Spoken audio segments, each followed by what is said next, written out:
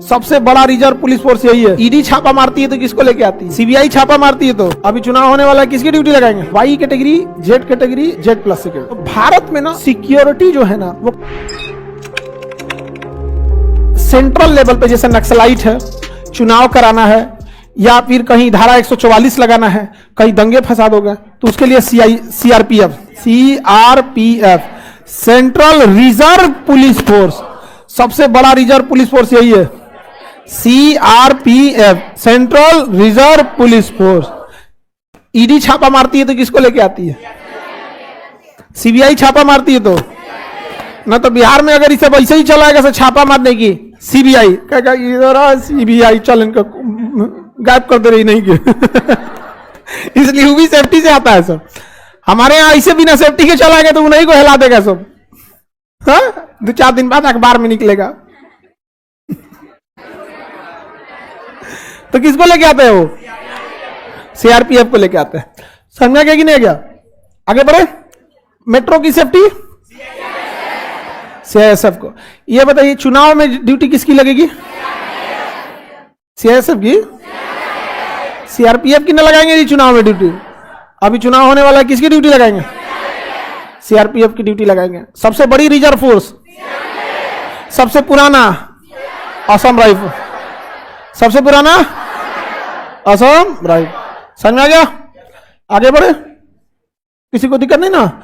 CRPF समझ में आ गया। अब कुछ समझते हैं सिक्योरिटी के लिए। सीआरपीएफ की कई सिक्योरिटी होती है। इसकी वाई कैटेगरी की सिक्योरिटी होती है, जेड कैटेगरी की होती है और जेड प्लस सिक्योरिटी होती है। समझ में आ गया? तो ये किसकी सिक्योरिटी है? सीआरपीएफ। तो सीआरपीएफ ना वीआईपी सिक्योरिटी भी करता है। Y category, Z category, Z plus security. समझ में आ गया? वाई कैटेगरी में कम कमांडो दिए जाते हैं, 4 से 5 कमांडो दिए जाते हैं सीआरपीएफ के। जेड कैटेगरी में 10-15 मिल जाते हैं। जेड प्लस में 60 गो मिलते हैं। 60 गो। हाँ, तो 60 दे देगा तो 60 साथे थोड़े चलेगा। उसमें 20 गो रेस्ट पे रहेगा, 20 गो स्टैंड बाई पे रहेगा और 20 तो ड्यूटी पे रहेगा। 60 मतलब उसी पे दिन में 24 घंटा। अब जैसे 5 को दिया तो एनी टाइम 2 को ना रहेगा, रेस्ट पे भी तो रहेगा। जैसे 60 दिया है तो 20 आपके साथ रहेंगे और 20 स्टैंड बाई पे रहेंगे कि इनकेस इमरजेंसी हो आप फटाक से निकल जाएंगे वहां पे। अब 20 तो रेस्ट करते रहेंगे। तो सिक्योरिटी लेवल यही होता है ना, active, stand by, reserve. Reserve रखना पड़ेगा ना। 60 को दिया तो क्या लग रहा है? 60 को साथे चलेगा और 60 को रिजर्व में रहेगा और 60 को स्टैंड बाई पे रहेगा, तो 180 को हो गया। तब नहीं समझे? तो भारत में ना सिक्योरिटी जो है ना वो खतरा से ज्यादा भौकाल के लिए यूज किया जाता है। समझ में गया?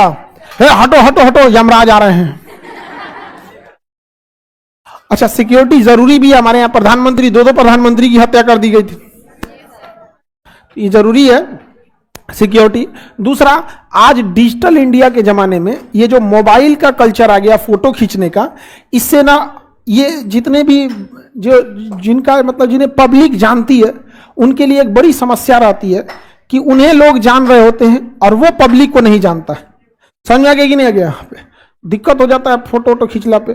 एक जगह किसी ब्याह शादी था तो कई आदमी आए थे। एक आदमी हमसे बड़ा चाव से फोटो खिंचवाते, एक आदमी खींच के लेके चल गए। अरे सर, शराब का व्यापारी है वो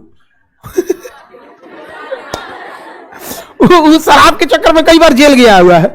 और कहा सर बहुत ये है वो है। पता चला कि कहोगी चाहता तो हमारा फोटो आता ओकरे साथ कि देखिए शराब व्यापारी और ये खान सर। हमारी मीडिया को क्या जाता है? नहीं समझ में? और लोग हमारे यहाँ ना बड़ी जल्दी जज करते हैं, ये पीते ही होंगे। हाँ, टांग खींचने के लिए तो हमरा से कोई फर्क नहीं पड़ता है। कोई टांग खींचेगा हम टांग चला देते हैं। हम छोड़ाते उड़ाते नहीं, खींचता ना।